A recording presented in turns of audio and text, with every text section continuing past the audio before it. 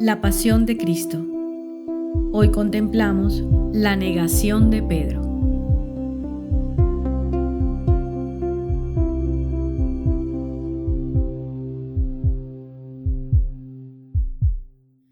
Mientras que los soldados arrastraban al Salvador al palacio de los pontífices, pensemos qué sucedía a sus amados apóstoles.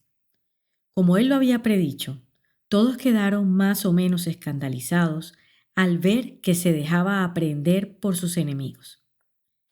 Después de haber protestado que jamás abandonaría a su maestro, ninguno tuvo el valor de acompañarle a Jerusalén. Desde el jardín de Getsemaní, de donde habían huido a favor de la oscuridad, se internaron en el sombrío valle de la Gehenna, pasando la noche en las cavernas formadas en los costados de las rocas. De hecho, una de estas grutas o cavernas se llama todavía el refugio de los apóstoles, porque según la tradición, 8 apóstoles se refugiaron en aquel lugar después del arresto del Salvador.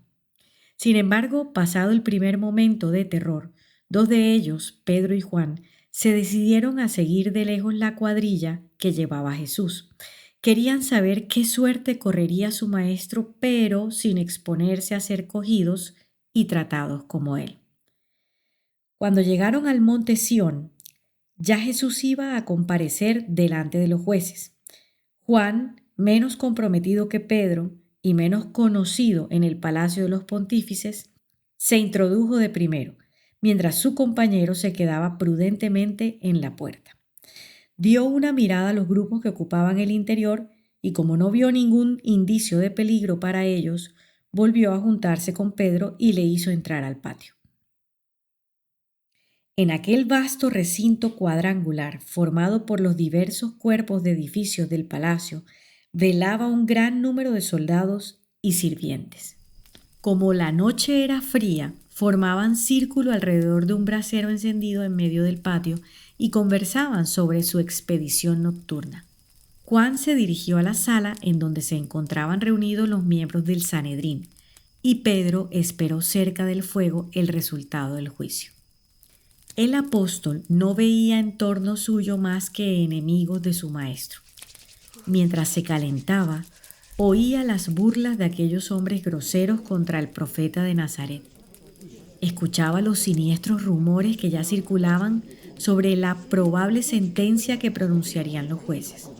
Su alma estaba desolada y en su rostro, a pesar suyo, se pintaban la inquietud y la tristeza.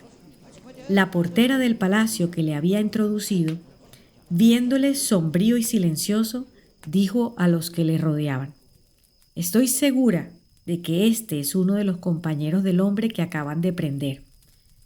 Y como todas las miradas se dirigían a Pedro, ella le dijo en su propia cara: «Ciertamente tú estabas con el Galileo». Al oír esta inesperada interpelación, Pedro se creyó perdido. Se imaginó ya agarrado, atado, llevado al tribunal como su maestro. «Mujer», exclamó aterrorizado, «no sabes lo que dices. Yo no conozco al hombre de quien hablas». Esta negativa formal cerró la boca de la portera. Mas, cuando Pedro vio que su persona despertaba sospechas, dejó aquel sitio y se dirigió precipitadamente a la puerta del palacio. Eran cerca de las 2 de la mañana. El gallo cantó por primera vez, pero el apóstol, fuera de sí, no recordó en ese momento la predicción de Jesús.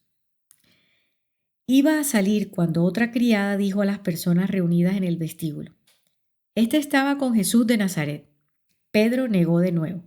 No obstante, para no manifestar que oía, volvió sobre sus pasos y se acercó a los soldados y sirvientes.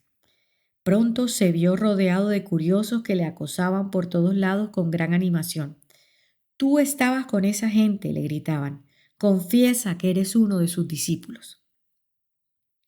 Esta vez, el apóstol, espantado, no se contentó con negar, sino que protestó con todas sus fuerzas que ni conocía a Jesús ni era del número de sus discípulos. Le dejaron tranquilo durante 1 hora. Toda la atención estaba fija en el juicio del prisionero. De cuando en cuando, algunos emisarios salían del tribunal y referían las terribles escenas que acababan de presenciar. Pedro escuchaba atentamente. hacía preguntas para informarse, cuando uno que estaba a su lado, notando su acento particular, volvió a la carga y le dijo resueltamente: por más que lo niegues, tú eres Galileo y discípulo de ese hombre. Tu lenguaje te descubre. Los galileos, en efecto, hablaban una lengua bastante grosera, que viciaban además con una pronunciación muy defectuosa.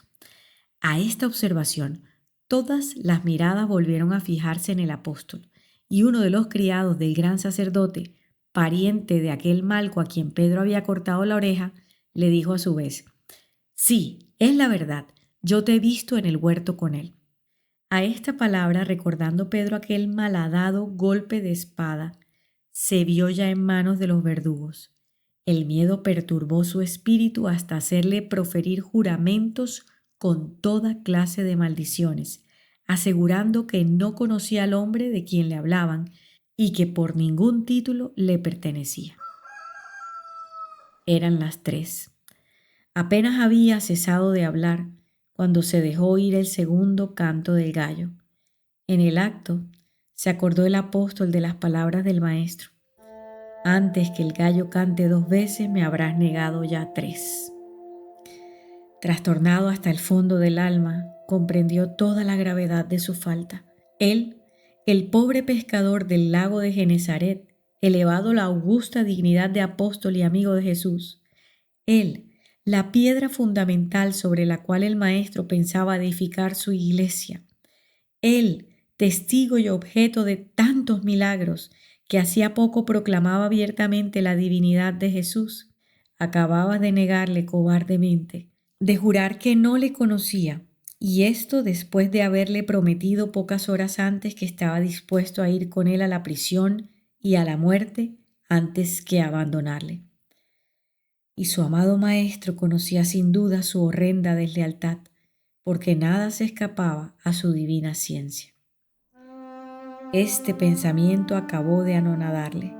Concentrado en sí mismo, no vio ni oyó ya nada de lo que sucedía en torno suyo. Desde lo íntimo de su corazón desgarrado por el remordimiento, se exhalaba un gemido de angustia. Señor, ten piedad de mí, pobre pecador. Como en otra ocasión sobre las olas, Pedro se sentía sumergido en el abismo y pedía socorro. De repente, horribles gritos que salían de la sala donde juzgaban a su maestro le sacaron de su tenebroso abismo. Se oían clamores tumultuosos: ¡la muerte! ¡La muerte! ¡Merece la muerte! Todas las miradas se volvieron hacia la puerta del tribunal. De pronto se abrió con estrépito y se vio un grupo de soldados que bajaban al patio. Jesús, siempre encadenado, apareció en medio de ellos con los ojos velados por la tristeza, pero con el semblante tan tranquilo como en el momento en que se había entregado a sus enemigos. Terminado ya el juicio, se le conducía a la prisión en donde debía pasar el resto de la noche. Ante este espectáculo, Pedro se sintió vacilante. Sus ojos no se apartaban del maestro y seguía con atención todos sus movimientos. De improviso, el siniestro cortejo se dirigió hacia donde él estaba. Jesús se acercaba e iba a pasar a su lado. Pedro tenía los ojos arrasados en lágrimas y su alma dolorida pedía gracia. Jesús tuvo piedad de él. En lugar de apartar el rostro, detuvo su mirada sobre el apóstol infiel, pero con tanta bondad, tanto amor y tan dulces reproches, que Pedro sintió su corazón despedazado dentro del pecho. Estalló en sollozos y salió precipitadamente para dar libre curso a sus lágrimas. No a mucha distancia del palacio de Caifás, en el sombrío valle de la Gehenna, se encuentra una caverna solitaria. Precisamente descendiendo del monte de Sión, los peregrinos visitan aún hoy la gruta del arrepentimiento de San Pedro. Según la tradición, en esta gruta fue donde el apóstol, habiendo salido del palacio de Caifás, lloró amargamente. Y sí, allí fue donde Pedro se retiró para llorar su pecado y meditar en aquellas palabras de Jesús que su presunción le habían impedido comprender, pero que la divina sabiduría le mostraba ahora a costa de dolorosa experiencia. Velen y oren, para que no caigan en la tentación. El espíritu está pronto, pero la carne es flaca. Esto dice el Señor. El verdadero testigo de Jesucristo es la persona capaz de creer en Él y de creerle a Él, en tal forma que ningún sacrificio mengua su decisión, ni siquiera la muerte, ni el riesgo inminente de perderlo todo, vida, honra y bienes. Digamos, Dios mío, dame la gracia de creerte más, de amarte más y de adorarte más. Lléname de ti.